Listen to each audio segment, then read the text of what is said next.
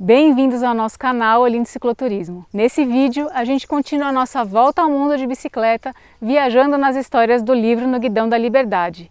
E hoje, o Olinto vai contar pra gente as histórias da travessia de uma região que é sinônimo de aventura, a Floresta Amazônica.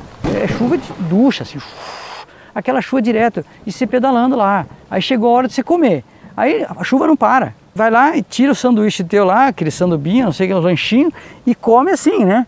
Para não pegar a chuva assim no teu sanduíche, já fica tudo molhado, né? Essa é a realidade de você andar num lugar desse.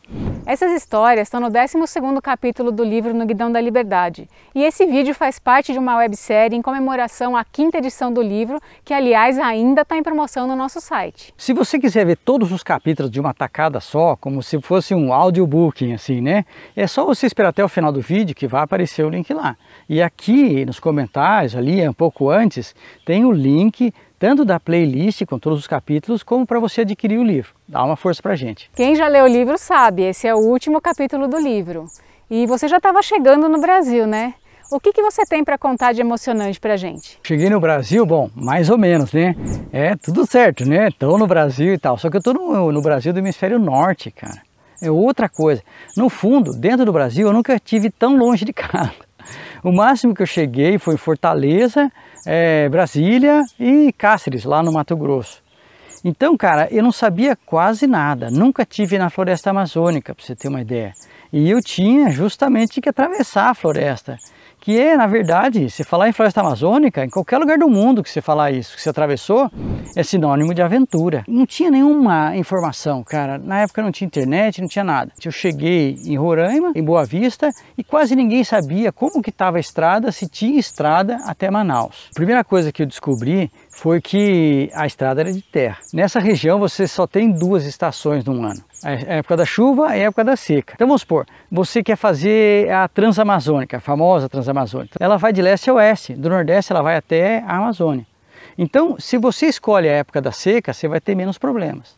Só que o que eu estava prestes a fazer era o seguinte, eu ia de Boa Vista a Manaus, e ali é bem onde passa o Equador. Então de um lado do Equador é a estação da chuva, do outro lado do Equador é seca, e assim vice-versa. No Equador sempre chove, e chove pra caramba. Quando a gente fala de floresta amazônica, tem muitas coisas no nosso imaginário, né? Mas de verdade, quais eram os riscos de fazer essa travessia? Mais que o risco de verdade, era a percepção do risco. Quando você não tem nenhuma informação, tudo fica esquisito. As pessoas falavam até, assim, de ataque de bicho, atravessar a reserva dos Waimiri-Atuari, que eram os índios que todo mundo temia. Na verdade, eu não acho que eles eram tão perigosos assim, acho que eles nunca fizeram tanto mal quanto o homem branco fez mal para eles, né? Mas realmente, não era muito certo dormir, parar para descansar dentro da reserva deles. Se eu quisesse atravessar direto, acho que até dava sem problemas. E aí, sem informação, você vai indo. Bom, o negócio chove pra caramba. Então, é onde que eu ia ter um local para acampar, para comprar comida, se daria para passar ou não. Era assim, os temores antes da travessia. Numa das paradas que eu fiz lá, tinha um tipo de um restaurantezinho assim. E do lado, cara, tinha 2 peles de onça assim, esticada para secar. Uma outra parada que eu fiz junto com o pessoal que estava trabalhando na estrada, assim, dando manutenção. Aí eu ia dormir ali mesmo, né? Perguntei, onde é que tem, né, daria para eu tomar um banho? Ele falou, não, vai no igarapé ali embaixo e tal, me deu uma dica. Aí lá tem água, você fica à vontade lá. Só que de vez em quando aparece uma jiboiazinha, uma sucurizinha, mas você toma cuidado, porque onde tem as pequenas tem as grandes também, né? Nessa hora você não sabe, né, meu, o que o cara quer dizer, se ele quer botar medo ou tirar o meu medo, né? O fato é que isso é mais ou menos a realidade deles. Mas, sem sombra de dúvida, a pior parte mesmo não é nada disso. Isso aí eu acabei não vendo tanto bicho assim, nem nada. É o desconforto dessa mata. Porque nessa época, meu, era assim, uma estrada de terra, um corte na mata. Não tinha nada, cara, era dos 2 lados 2 paredes assim de mata. E você ficava o dia inteiro andando com essas paredes enormes de mata, um de um lado e do outro. E como chove muito, e quando chove eu digo chuva, é chuva de ducha, assim, aquela chuva direto, e você pedalando lá, e a chuva não para, aí você para descansar, e fica parado lá na chuva, porque não tem um barzinho, um lugar para você se abrigar, nada. Aí você continua pedalando, aí chegou a hora de você comer, aí a chuva não para. Não para. Aí você vai lá e tira o sanduíche teu lá, aquele sandubinho, não sei o que, um lanchinho, e come assim, né? Para não pegar chuva, assim no teu sanduíche já fica tudo molhado, né? Aí, essa é a realidade de você andar num lugar desse. Quando você vê aquelas imagens de avião, ai que lindo aquele riozinho, aquela mata toda, mas a realidade lá, a chuva, o calor, é muito duro, é muito difícil mesmo. E não era só eu com esses problemas. Tinha um monte de caminhoneiro tentando atravessar. Quer dizer, eles atravessavam, às vezes travava, porque um travava ali, depois o outro já não conseguia mais puxar ele. Eles mais ou menos faziam a mesma média diária de quilometragem que eu fazia. Ficava uma fila mais ou menos tentando atravessar um atoleiro. Eu parava, descia da bicicleta e empurrando, ou então levantava a bicicleta. Muitas vezes eu não sabia que era um atoleiro. Eu entrava com tudo na poça d'água, assim, e tracionando. Só que a bicicleta se enfiava lá dentro. E aí eu pulava e tentava tirar do atoleiro. Meu, eu sempre tomei muito cuidado com toda a documentação que eu tinha lá da Volta ao Mundo, todos os certificados de cada parque nacional, meus livros, meus diários. Nessa vez, meu, molhou, foi a única vez que molhou. Porque entrava dentro da lama com poça d'água e tudo mais. E no que você vai tirar a bicicleta, cara, se o teu pé fica lá atolado lá, você vai puxar o pé, sai o sapato, cara. Aí pra você achar lá, é prospecção ali. Tudo isso deixava muito, muito difícil. A minha bicicleta já estava com muitos quilômetros rodados. A última vez que eu troquei a relação foi lá em Singapura. Para quem está acompanhando a série já sabe disso. E aquele monte de terra empelotada no câmbio, nas marchas lá de trás, travava tudo. Você não podia mais usar, ela perdia a precisão, você ia forçar, ela pulava de marcha. Aí eu tinha que parar, lavar tudo. Tinha bastante água para lavar. Se lavava com água suja. Era muito difícil, realmente. Foi uma grande aventura atravessar a floresta amazônica nessa região, nessa época. E como que você fez para continuar depois de Manaus? Manaus é como se fosse uma ilha lá naquela floresta toda. Só tem Manaus desenvolvido ali, o resto não tem muita coisa. Para você sair de lá por terra, entre aspas, né? Só se você for para Porto Velho. Você vai por terra, depois tem um rio. Aí tem outro rio que você tem que atravessar. Depois tem outro. As pontes estão tudo regaçadas, porque essa estrada pouca gente usa. E ela não recebe manutenção desde que foi feita. O melhor mesmo seria pegar barco para sair de Manaus. Aí tem 2 barcos principais, assim, né? Que vai o grosso das coisas. Que um vai para Belém e outro vai para Porto Velho. É tudo assim, 15 dias de barco, precisa sair dessa região. Aí que vinha a minha estratégia. Se eu tentasse ir por terra, além de ter todos esses problemas de atravessar, ter que esperar um barqueiro, alguma coisa, estava entrando a época das secas. Aí começava um monte de pernilongo, cara. E assim, malária. E eu sozinho, já no final da viagem, eu não queria nem saber desse troço. Essa parte sul não ia ser tão legal quanto a parte, eu acho, né, de Boa Vista até Manaus. Porque essa região que eu tinha acabado de passar é mais preservada. Todo esse risco para ver mais do mesmo. Na melhor das hipóteses, ia ter 2 paredes do meu lado, né? Eu acabei decidindo ir por barco para Porto Velho para poder ver um pouco do que é a Amazônia através do rio, que é os grandes veios da colonização e tudo mais. Então ver as populações ribeirinhas acabou que me saiu muito interessante. Naquela época era muito difícil ver alguém viajando para essa região. Ninguém tinha informação, hoje está mais fácil e tem mais fluxo de uma cidade para outra. Então tem barquinhos que é cheio, entupido de gente lá, um monte de rede, um grudado no outro, música alta o tempo todo e tudo mais. E caro ainda, não é barato um barquinho desse daí para você fazer essa travessia. Mas nessa época ainda tinha umas boiadas. Apesar de ser tudo meio assim, monopólio, essas barcaças, o caminhoneiro, ele podia levar um ajudante. Como não tinha muita gente fazendo volta ao mundo de bicicleta, não era difícil você pegar carona com um caminhoneiro. Pedi para um caminhoneiro, ele falou, não, tranquilo, eu falo que você é meu ajudante. Eu fui numa barcaça, cara. É uma chata grande para caber um monte de carreta. Vai tipo de um rebocadorzinho empurrando aquele troço o tempo todo. Nesse rebocador que tem a cozinha. Então eu fiquei 15 dias nesse lugar, comendo de graça, tudo estava incluído nesse negócio, né? Tranquilo, caminhando naquela chata gigante, vendo o pessoal, vendo o boto cor-de-rosa pular, aqueles entardeceres maravilhosos, coisa de filme, cara. Claro que é demorado. Como ele está subindo o rio, se ele for pelo meio do rio, tem muita correnteza. Então quando ele sobe o rio, ele vai pelo canto. Tanto pernilongo, mas tanto pernilongo. Passa a ter uma cidade que chama Carapanatuva. Carapanã é o nome do pernilongo. Na região norte do Brasil. Cada região do Brasil tem um nome para esse bicho, né?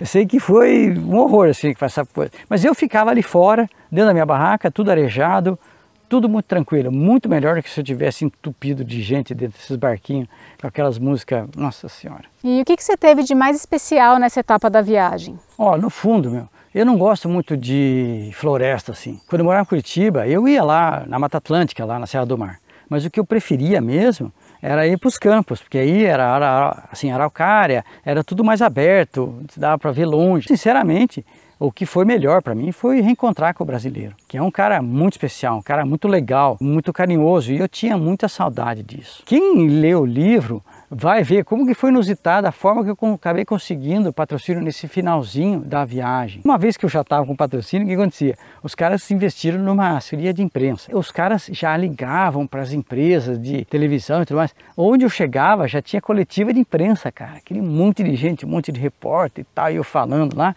Então era tudo caloroso, né? Aí um cara via pela televisão, já, você é aquele cara da televisão, não sei das quantas. Então era bacana esse troço, né, cara? Mas assim, nada comparado com o que aconteceu em Ipaussu, na cidade que eu nasci. Eu já pensava na minha chegada em Ipaussu e eu imaginava eu chegando na cidade. Agora, o que aconteceu lá eu nunca imaginei.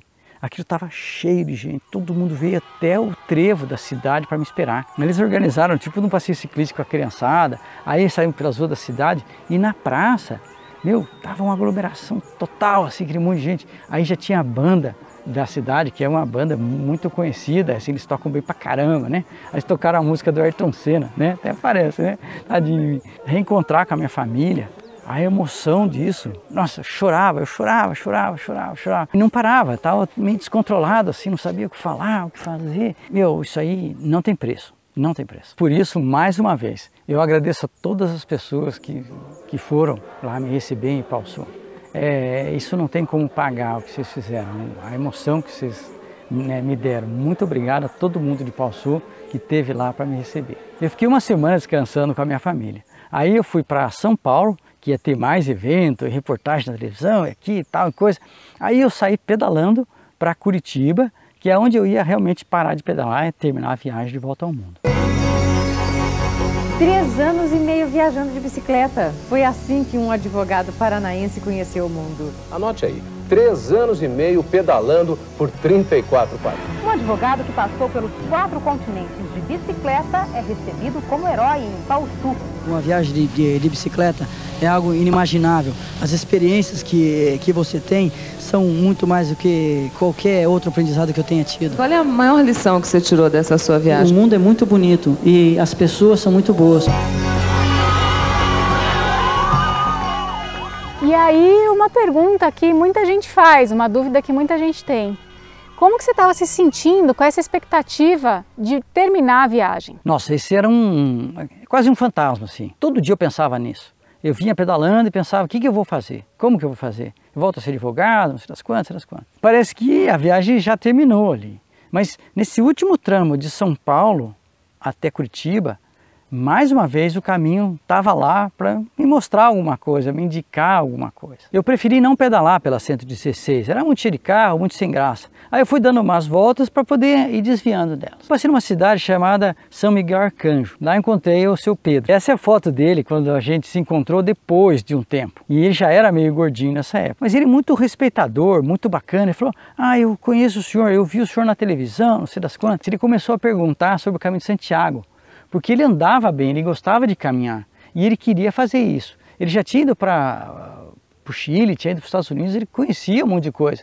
Ele tinha muita dúvida sobre Caminho de Santiago. E naquela época não tinha internet, volto a dizer. E o que eu fazia? Cara, pessoa por pessoa, eu contava tudo que eu sabia sobre o Caminho de Santiago. Dava um monte de macete, porque era um negócio mais ou menos popular e tinha um monte de dica, um monte de coisa que eu tinha aprendido. Então eu fiquei conversando com ele a noite inteira, acabou que eu fiquei na casa dele e foi super legal, tranquilo. Afinal de contas, a gente ficou o domingo inteiro conversando e eu esqueci da hora. Desde que eu cheguei no Brasil, todo domingo eu ligava para minha família, menos aquele domingo. Porque estava lá conversando com ele, estava com essa energia, né? Mas na segunda-feira eu fui ligar para casa, eu falei com a Fátima, aí ela falou, Toninho, a vovó faleceu. A minha avó, eu tenho uma relação muito forte com ela, porque lá em casa são 7 irmãos, eu sou o 6º irmão. Então para eu tomar a benção da minha mãe eu tinha que entrar na fila. Mas para minha avó eu era o the best, eu era muito especial, ou pelo menos eu me sentia muito especial. Ela me tratava dessa forma. E eu sempre tive ela de uma maneira muito forte, assim. E, claro, quando eu saí viajar, ela tinha 92 anos. Eu sabia que isso podia acontecer. E é uma coisa que você perde. Se você sai viajar, você fica longe, você perde quem é próximo de você. Não tem como. Mas eu cheguei, ela estava viva. E ela me recebeu. E ela estava lúcida, sempre foi lúcida, né? E sempre com o mesmo carinho. Ou seja, não deu 2, 3 semanas desde que eu cheguei. Era como se ela tivesse esperado eu chegar. Isso é muito forte, cara. E assim, eu não pude nem ir prestar homenagem para ela. Isso me deu uma dor. Eu pedia desculpa para a Fátima, mas não sabia o que fazer. Quando eu cheguei em Curitiba, apesar daquela festa, nossa, tinha um batedor da Polícia Militar, todas as televisões, e eu estava com a tarja preta assim no braço, né? Ninguém sabia o que era, né? Eu queria deixar uma marca, mas no fundo isso acabou ficando uma marca. A marca é o seguinte, cara, eu não estava para ela no momento dela partir, assim. Eu estava fazendo o que era para eu fazer, que era conversando com um cara sobre viagem, e como que faz, e como que não faz e tal. E no fundo, isso que era para eu aprender nesse momento da viagem, é o que eu ia fazer quando chegasse. Então a ideia passou a ser divulgar o cicloturismo no Brasil, que era um dos meus sonhos, mas esse tipo de coisa me foi forçando. No fundo, pessoal, aparentemente esse é o final da história, mas na verdade é só o final do livro No Guidão da Liberdade. Eu não sei se vocês querem ouvir mais histórias, mas se eu for contar mais histórias, eu vou contar como que essa viagem se transformou no projeto que a gente tem hoje. Como que a gente acabou publicando 10 livros, mapeando mais de 7.000 quilômetros pelo Brasil todo, em todas as vertentes de cicloturismo que você pode imaginar, né? Então é isso que a gente vai continuar contando aqui, como que foi exatamente o retorno para a vida normal ou para a vida aqui no Brasil. E agora a gente deixa vocês, né, com as melhores imagens novamente, né? E espero que você tenha gostado, e se você tem uma dúvida, quer que eu conte alguma história, deixa nos comentários que a gente faz um vídeo para você. Muito obrigado pela sua atenção. Obrigada.